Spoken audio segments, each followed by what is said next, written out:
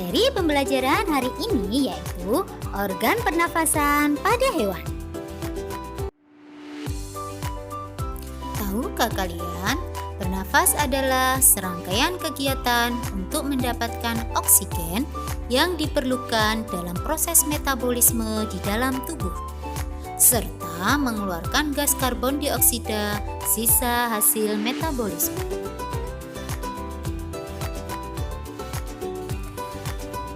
Walaupun inti dari sistem pernafasan pada hewan itu secara umum sama, namun tentu terdapat berbagai perbedaan cara bernafas dari satu spesies hewan dengan spesies hewan yang lainnya. Berikut ini adalah macam-macam proses pernafasan pada hewan. Yuk kita perhatikan penjelasan dari masing-masing hewan tersebut.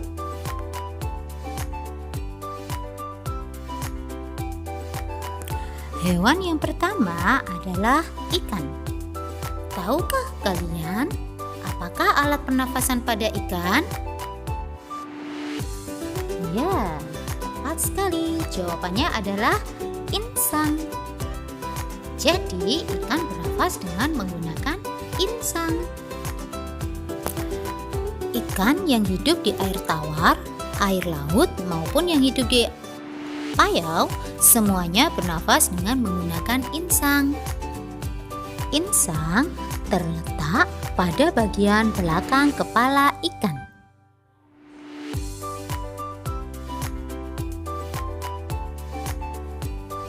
Berikut ini adalah bagian-bagian dari insang. Yang pertama adalah operkulum atau tutup insang. Fungsinya adalah untuk melindungi insang pada sisi kanan dan kiri kepala. Yang kedua adalah lengkung insang atau yang disebut gill out. Fungsinya adalah sebagai tempat di mana lembaran insang melekat. Sedangkan rigi-rigi insang berfungsi sebagai tempat menyaring air yang melewati bagian insang. Nah, untuk lembaran insang berfungsi sebagai tempat berlangsungnya pertukaran oksigen juga karbon dioksida. Lembaran insang ini berwarna merah karena mengandung banyak pembuluh darah.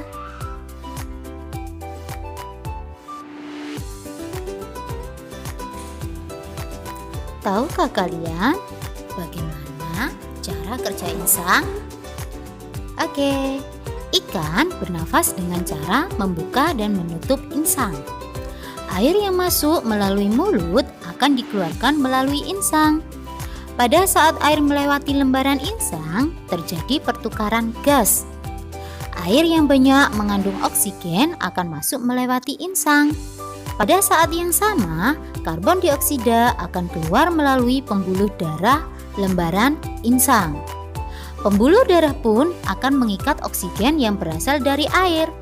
Oksigen yang telah diikat oleh ikan disimpan pada gelembung renang yang juga berfungsi mengatur gerak naik turun.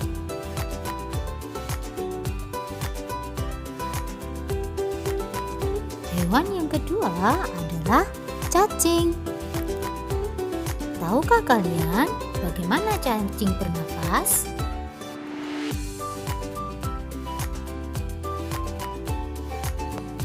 Cacing bernafas melalui permukaan kulitnya karena tidak mempunyai alat pernafasan khusus. Cacing menyukai tempat yang lembab. Dengan cara demikian, kulit cacing terjaga kelembapannya sehingga selalu basah dan berlendir. Kulit yang basah dan berlendir itulah memudahkan penyerapan oksigen dari udara.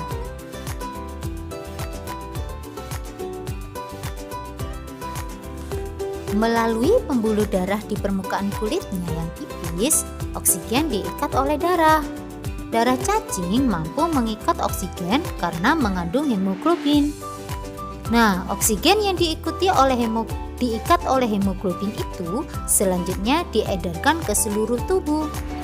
Zat sisa pembakaran yang berupa karbon dioksida dan uap air dikeluarkan dari tubuh juga melalui permukaan kulitnya.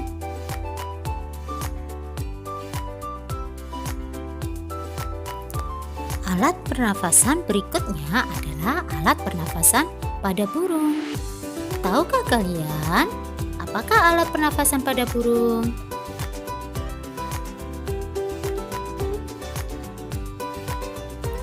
Burung bernafas dengan menggunakan paru-paru. Selain itu, burung memiliki kantong-kantong udara atau yang disebut dengan pundi-pundi udara yang berdinding tipis. Kantong-kantong udara tersebut terhubung dengan paru-parunya. Ketika kantong-kantong udara digembungkan, tubuh burung sangat ringan. Kantong udara itu juga digunakan oleh burung untuk menyimpan udara yang digunakan pada waktu terbang.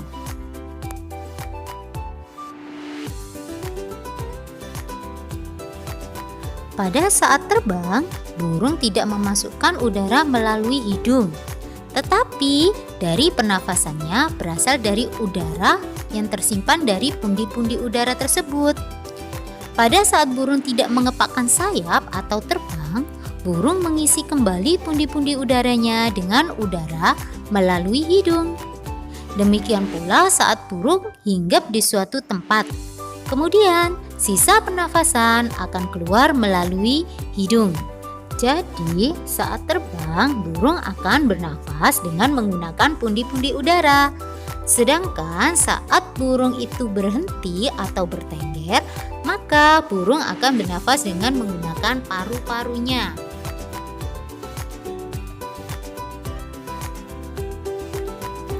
Alat pernafasan selanjutnya adalah alat pernafasan pada serangga.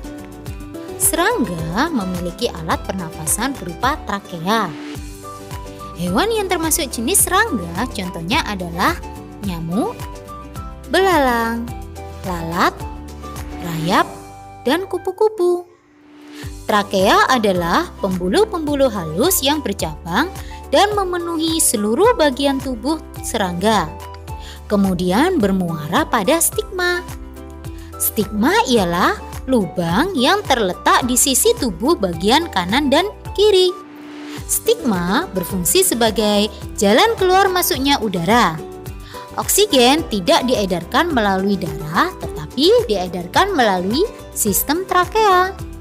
Keluar masuknya udara disebabkan gerakan otot tubuh secara teratur.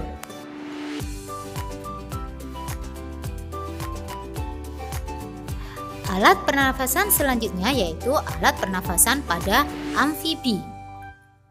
Amfibi bernafas menggunakan paru-paru. Contoh dari amfibi yaitu adalah katak, salamander, dan kodok.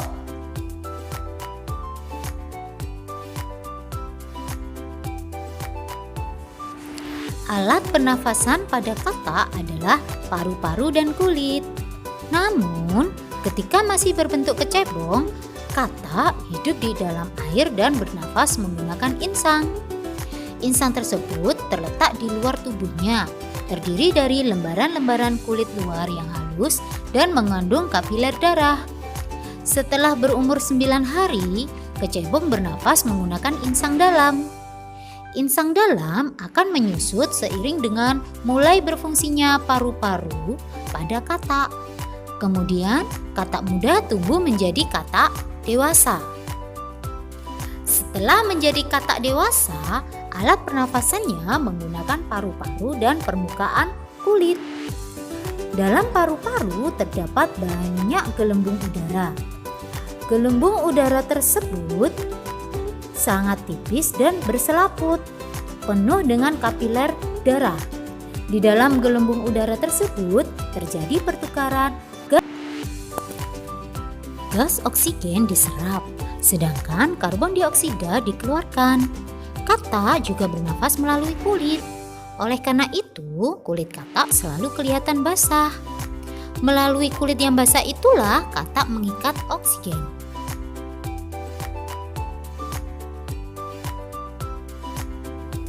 Alat pernafasan selanjutnya yaitu alat pernafasan pada reptil. Contoh reptil antara lain adalah ular, kadal, buaya, cicak, serta biawak.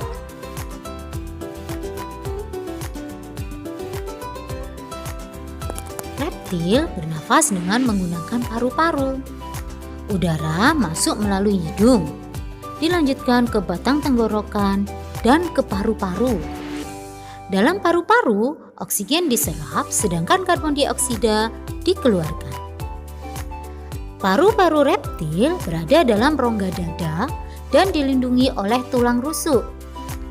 Paru-paru reptil lebih sederhana, hanya dengan beberapa lipatan dinding yang berfungsi memperbesar permukaan pertukaran gas. Pada reptil, pertukaran gas tidak efektif. Pada kadal, kura-kura dan buaya, paru-paru lebih kompleks dengan beberapa belahan-belahan yang membuat paru-parunya bertekstur seperti spons. Reptil yang sering berkubang di air, misalnya buaya, lubang hidungnya dapat ditutup selama menyelam. Tujuannya agar air tidak masuk ke dalam paru-paru.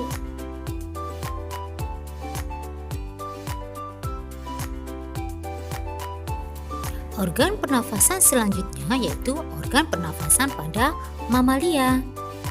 Mamalia adalah hewan yang menyusui anaknya.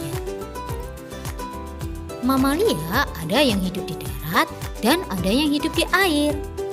Mamalia yang hidup di darat mempunyai alat pernafasan mirip dengan manusia, yaitu hidung, pangkal tenggorok, batang tenggorok, dan paru-paru. Contoh mamalia yang hidup di darat adalah kambing, sapi, kuda, kerbau, dan lain sebagainya.